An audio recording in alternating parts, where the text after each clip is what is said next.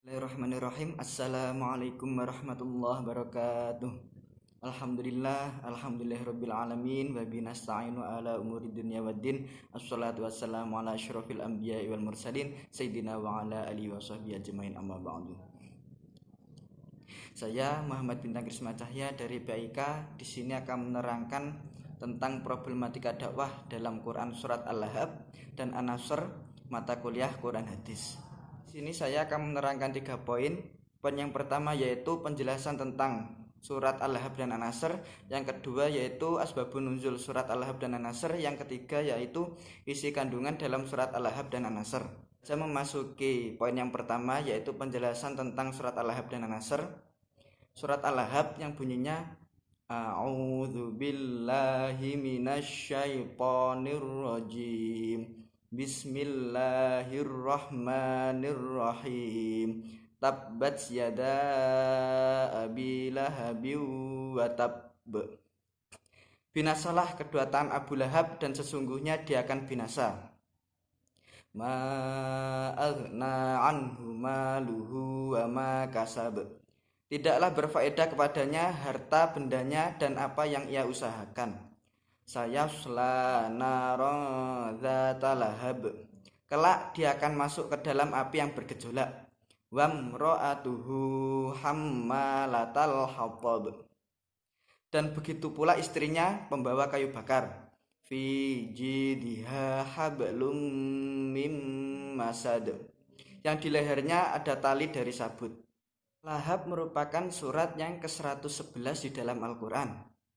Al-Lahab terdiri dari 5 ayat dan merupakan termasuk ke dalam surat Makkiyah. Nama Al-Lahab diambil dari ayat ketiga yang berarti api yang bergejolak.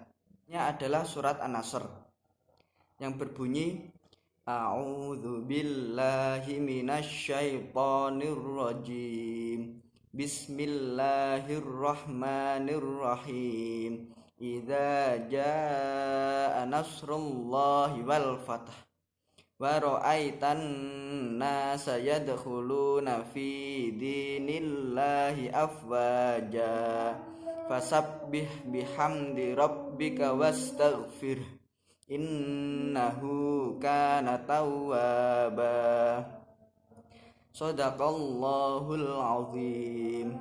Yang artinya, apabila telah datang pertolongan Allah dan kemenangan, dan engkau melihat manusia berbondong-bondong masuk agama Allah, maka bertasbihlah dengan Tuhanmu dan mohonlah ampunan kepadanya, sungguh dia maha penerima taubat. Nasr merupakan surat Madaniyah yang diturunkan setelah hijrah, terdiri dari 3 ayat dan merupakan surat yang ke-110 dalam Al-Quran. Diturunkan setelah surat At-Taubah, dan An-Nasr sendiri memiliki arti yaitu pertolongan. Yang kedua yaitu asbabun nuzul dari surat Al-Lahab dan An-Nasr. Yang pertama yaitu surat Al-Lahab. Surat Al-Lahab mengisahkan tentang salah satu paman Nabi yaitu Abu Lahab yang sangat memusuhi Nabi dan suka menyakiti beliau. Asbabun nuzul surat Al-Lahab diriwayatkan oleh Imam Bukhari dalam sahihnya dari Ibnu Abbas bahwa Rasulullah SAW naik ke Bukit Sofa mengumpulkan orang-orang Quraisy lalu menyeru kepada mereka, bagaimana pendapat kalian jika aku sampaikan kepada kalian bahwa musuh akan menyerang di pagi hari atau petang hari, apakah kalian percaya? Lalu mereka menjawab, kami percaya. Lalu Rasulullah mengatakan, maka sesungguhnya aku memperingatkan kepada kalian akan datangnya azab yang keras.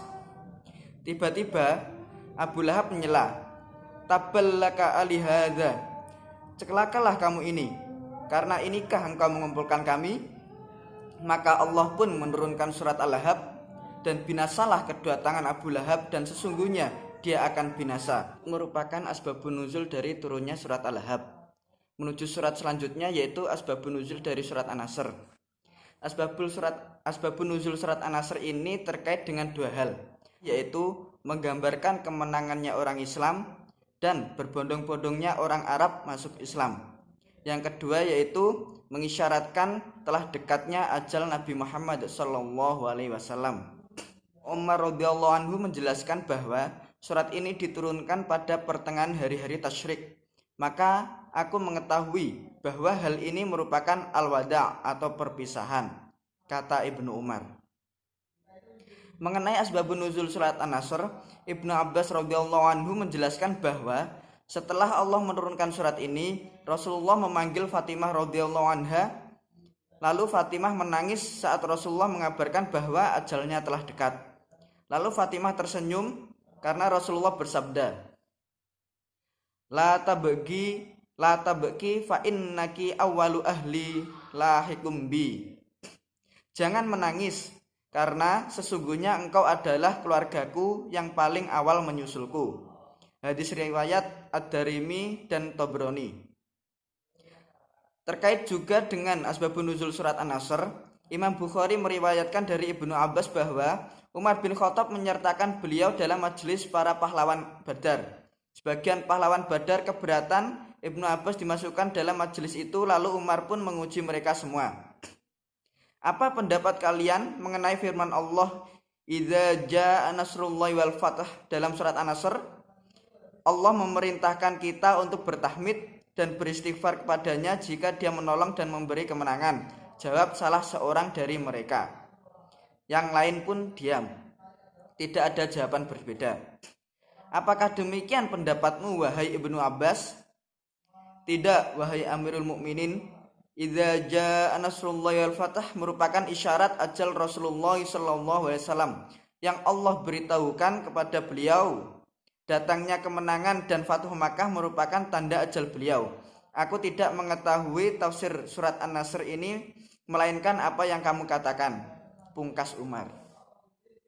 Poin selanjutnya yaitu kandungan dalam surat Al-Ahzab dan An-Nasr. Kandungan dalam surat Al-Ahzab dan An-Nasr ini menjelaskan tentang problematika dakwah yang dilakukan Nabi pada zaman dulu. Yang pertama, problematika dalam surat Al-Ahzab. Surat Al-Ahzab menggambarkan kebencian kaum kafir Quraisy terhadap dakwah Nabi Muhammad SAW. Problematika dakwah yang tersirat dalam surat Al-Ahzab adalah yang pertama, sikap penolakan masyarakat Quraisy terhadap agama yang dibawa Nabi Muhammad SAW. Yang kedua, penolakan dilakukan oleh kerabat Nabi sendiri, yaitu Abu Lahab, dengan berbagai cemoohan yang dilontarkan kepada Nabi Muhammad SAW dan kaum muslimin. Yang ketiga, rintangan dakwah juga dilakukan kaum wanita, yaitu istri Abu Lahab. Yang selanjutnya, tekanan fisik maupun mental terhadap Nabi Muhammad dan kaum muslimin, yaitu upaya Abu Lahab mengerahkan segala cara untuk membendung dakwah Rasulullah SAW. Merupakan problematika dakwah yang dihadapi Rasulullah SAW yang terkandung dalam surat Al-Ahzab. Selanjutnya, problematika yang terkandung dalam surat An-Nasr. Problematika yang muncul saat ditaklukkannya kota Mekkah, yaitu yang pertama, kecemasan yang menimpa kaum muslimin karena kemenangannya tidak kunjung tiba. Yang kedua, sikap permusuhan kaum ahli kitab, khususnya kaum Yahudi Madinah. Yang ketiga, sikap permusuhan kaum kafir Quraisy sejak awal dakwah Islam. Yang keempat, dirusaknya perjanjian Hudaybiyah oleh orang-orang Quraisy. Yang kelima, perlawanan para pasukan yang dipimpin oleh Suhail bin Sufyan bin Umayyah dan Ikrimah bin Abu Jahal terhadap pasukan Khalid bin Walid. Itu saja yang dapat saya sampaikan. Mungkin ada lebihnya saya mohon maaf. Ihdinas siratal mustaqim. Wassalamualaikum warahmatullahi wabarakatuh.